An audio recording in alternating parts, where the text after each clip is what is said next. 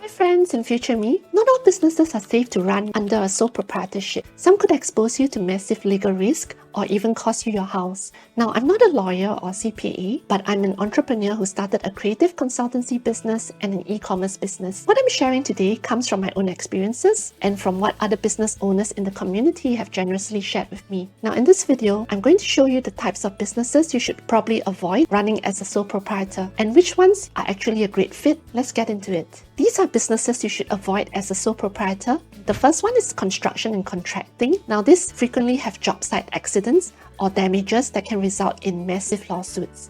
Without legal protection, your personal assets are on the line. So a case study in 2018, there's a sole proprietor contractor who was in California and he accidentally caused a plumbing failure in the client's home. This led to $80,000 in water damage and he didn't have any liability insurance, and since he operated as a sole proprietor, the home successfully sued him personally, resulting in the loss of his truck, savings, and a lien on his home. Food services is another risky business. One foodborne illness and you could be sued. Again, your personal savings are at risk. A small bakery in Florida operated by a sole proprietor served contaminated cream-filled pastries. Multiple customers were then hospitalized from food poisoning and the business was fined and a civil lawsuit followed. With no legal separation, the owner had to liquidate all his personal savings and sell her home to cover the judgment. Another risky business that you should not run as a sole proprietor is the transportation business. What happens if there's a vehicle accident involving the clients? That usually will fall on you. A ride-sharing side business owner in Texas hit another car during a private client drop-off. The accident resulted in over $40,000 in damages and medical bills. Because he was operating under his own name, i.e. he's a sole proprietor, he was personally sued and forced into bankruptcy. And then we have manufacturing, where machinery accidents, employee injuries, property damage, all these things can add up very fast. A very small woodshop owner in Oregon had an employee injured by a saw. Even though the employee signed a waiver, the business was still held liable in the end, and without any formal entity structure, the owner paid the settlement out of pocket. And very often we hear about doctors being sued. The medical and professional services tends to encounter a lot of malpractice lawsuits that can be devastating. A sole proprietor therapist in New York faced a defamation and emotional distress lawsuit from a former client. With no malpractice insurance and no LLC, she had to dip into her own retirement funds just to pay the legal settlements. That's not a very pleasant situation. And lastly, we have those capital-intensive operations. If expensive equipment is involved, a single mistake could easily bankrupt you.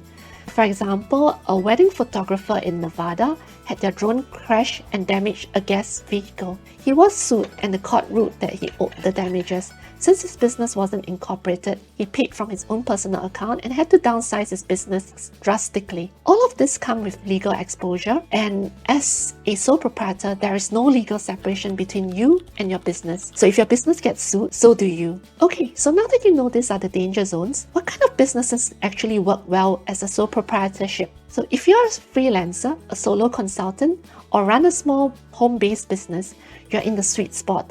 Here are some examples. For freelancers, you could be writers, you could be designers, web developers, video editors. For consultants and coaches, you can be business advisors, life coaches, fitness trainers, service providers. I can think of house cleaners, pet sitters, mobile notaries. And lastly, you have the makers. These are like crafters, Etsy sellers, small-scale food preppers. So these work because they have very low liability, low overhead, and you typically don't deal with physical risk or large teams. Now here's something that most business owners don't realize. You can still create a branded business name even if you're just a sole proprietor. This is called a DBA. DBA stands for Doing Business As. It allows you to use a name other than your legal name. So to register as a DBA, generally you check with the business authorities in your city, your state, or your country. You may need to publish some kind of newspaper notice. You also need to file some kind of paperwork with, depending on jurisdiction, the local business agency.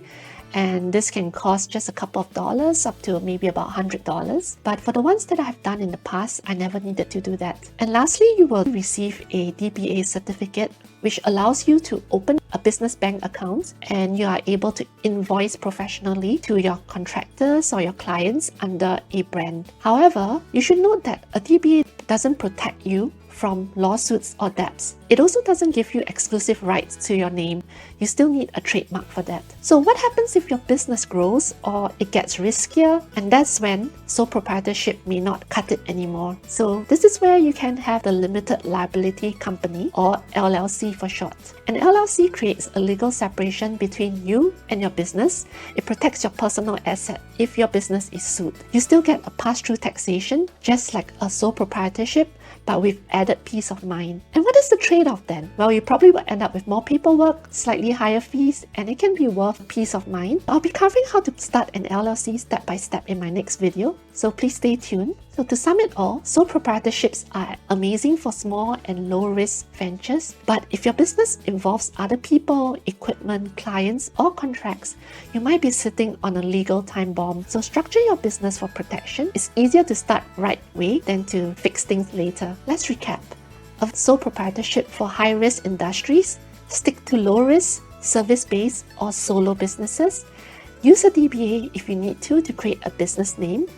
And consider an LLC if you need more protection. The goal is to build a business that grows without putting your life on the line. Feel free to share your idea in the comments below.